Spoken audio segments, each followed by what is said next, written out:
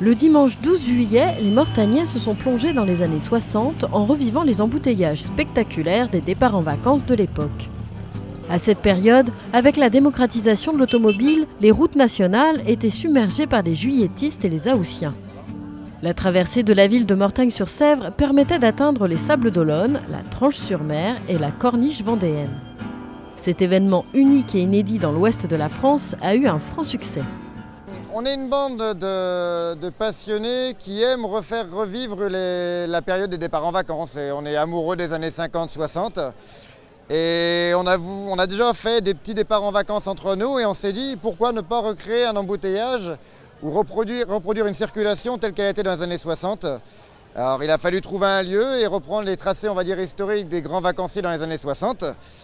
Et on s'est rendu compte que pour se rendre au Sable d'Olonne, les Parisiens entre autres et puis de nombreux vacanciers passaient pas mal de temps, malgré eux, à Mortagne-sur-Sèvre. Ce sont 200 véhicules anciens qui se sont déplacés dans les rues de Mortagne. Vous avez pu voir toutes sortes de véhicules automobiles, comme des 2 chevaux, des 403, des Limco, des DS, mais aussi des Solex, des vélos, des tracteurs, des camions de pompiers et bien d'autres encore.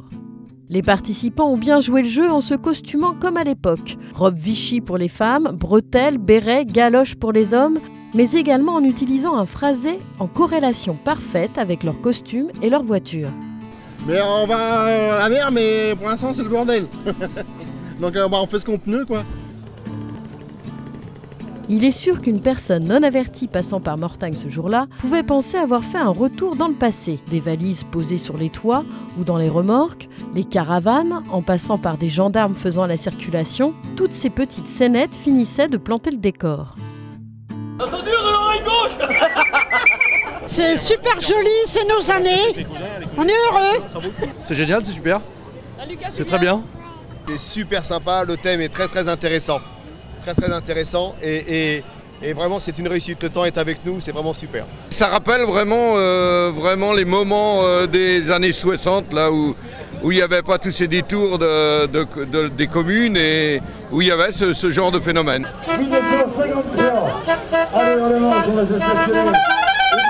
On a connu justement les embouteillages non organisés il y a 50 ans, mais plus près de nous aussi, puisque la déviation ne date que du milieu des années 80. Donc voilà, jusqu'il y a une petite trentaine d'années, on connaissait ces embouteillages-là, effectivement, oui. Mais de façon organisée, c'est une première. Franchement, ce matin, vu le nombre de personnes qu'il y avait sur le trottoir, au bord des rues et sur les routes, je pense qu'on a réussi notre pari.